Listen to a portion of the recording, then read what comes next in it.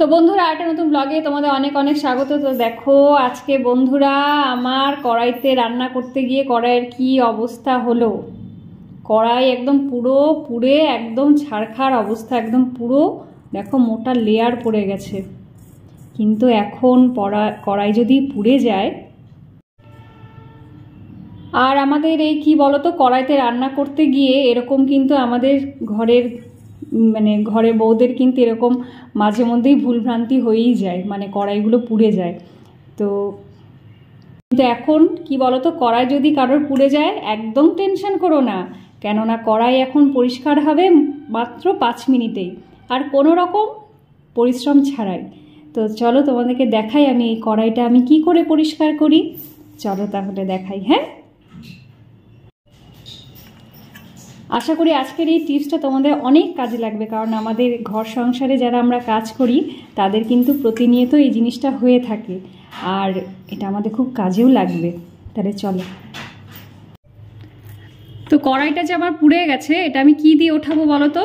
মাত্র 3টে জিনিস দিয়ে তোমাদেরকে দেখাই। আর সেই 3টে জিনিসের মধ্যে প্রথম জিনিসটা হচ্ছে ভিনেগার, যেটা আমাদের সবার বাড়িতেই থাকে। তো সেটা দিয়ে দেবো, এটা দেব 1 চামচের মতো।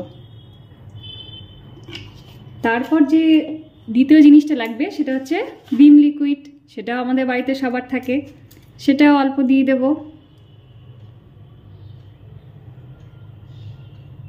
কড়াই পুড়ে গেলে কত ঝামেলা হয় বলো তো। আর এর পরের যে জিনিসটা দেব 3 নম্বর, সেটা হচ্ছে বেকিং সোডা। বেকিং পাউডার আমাদের সবার বাড়িতেই থাকে মোটামুটি পরিষ্কার করতে গেলে। তো এটা দিয়ে দেবো 1 চামচের মতো। 1 চামচ আমি আন্দাজ করে নিয়ে নিলাম।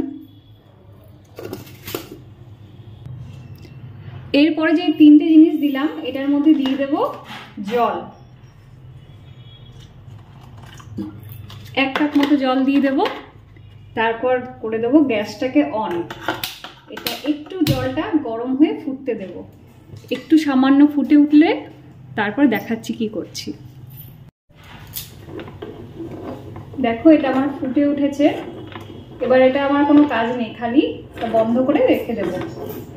সাইডগুলোতে একটু দিয়ে দেবো যে এইসব জায়গাগুলো পুড়ে গেছে, যাতে এইসব জায়গাগুলো লাগে।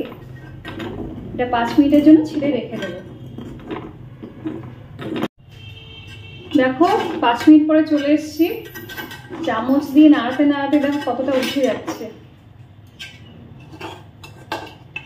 চলো এবার তোমাদেরকে দেখাই। হ্যাঁ, কড়াইটা নিয়ে আমি ছাদে চলে এসেছি, কারণ নিচে আমার ঘরে অনেক ডগিটা থাকে। তো যে কারণে তোমাদের শুনতে অসুবিধা হবে, তো যে কারণে আমি ছাদে নিয়ে এলাম।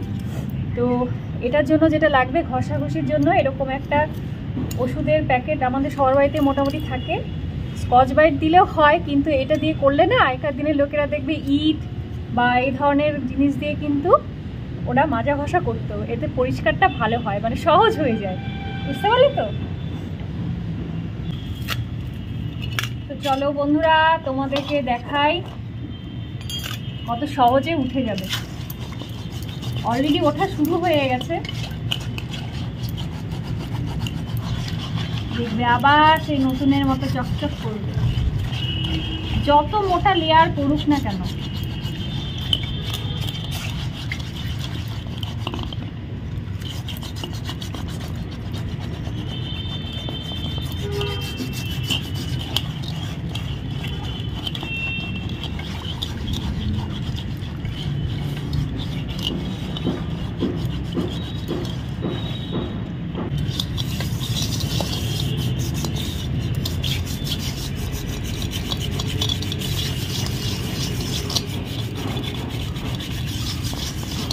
দেখো কালো দাগটা কতটা উঠে গেল। এবার কড়াই পরিষ্কার হবে 5 মিনিটে। বিশেষ একটা ঝামেলার মধ্যে পড়তেই হবে না, চিন্তাও করো না কোনো, যে কড়াই পুড়ে গেল এবার আমাদের কি হবে, তার সলিউশনও আছে। তো দেখো কালো দাগগুলো মোটামুটি উঠে গেছে। এবার আমি একটু লাস্টে স্কচ ব্রাইটটা দিয়ে অল্প একটু ঘষে নেব।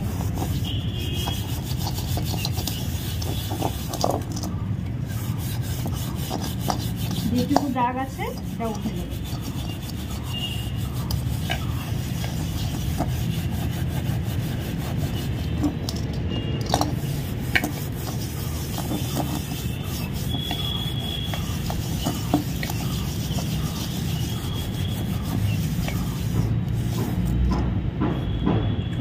অল্প একটু ঘষে নিই, একটু দাগ হয়ে গেছে।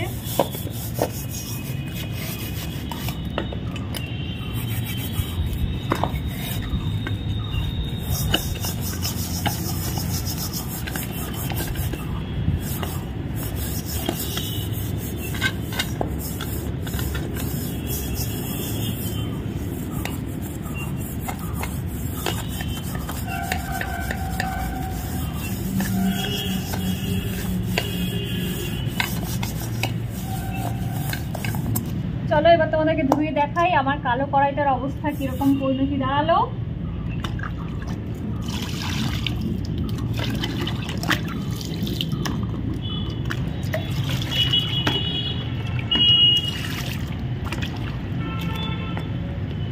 তো দেখো তো বন্ধুরা উঠলো কিনা, কালো যেরকম একটা লেয়ার পড়েছিল সেই কালোটা উঠেছে। এটা উঠে যাবে, আরেকবার বিম বার দিয়ে মানে ঘরে ধোয়ার বাসন মাজা দিয়ে যদি একবার ধুয়ে দিই এটুকু উঠে যাবে। কি অবস্থা হয়েছিল বলো তো, কালো কড়াই মানে কড়াইটার ভিতর কালো লেয়ার পড়ে। চলো একবার ধুয়ে ঘরে ধোয়ার বাসন মাজার আর কি জিনিসটা দিয়ে ধুয়ে পর আমি তোমাদেরকে দেখাচ্ছি। তো দেখো বন্ধুরা, ঘরে এসে বাসন মাজার সাবান দিয়ে একবার খালি ডলেছি, তো কড়াইটা কতটা পরিষ্কার হয়ে গেছে না। তো বন্ধুরা তোমরা এই ট্রিক্সটা ট্রাই করবে, আর যদি ভালো লেগে থাকে অবশ্যই একটা লাইক করে দিও। আর তাহলে আজকের মতো ভিডিওটা এখানেই এন্ড করছি। যদি মনে হয় যে কারোর মধ্যে শেয়ার করলে জিনিসটা ভালো হবে, তাহলে অবশ্যই শেয়ার করে দিও। তাহলে আজকের মতো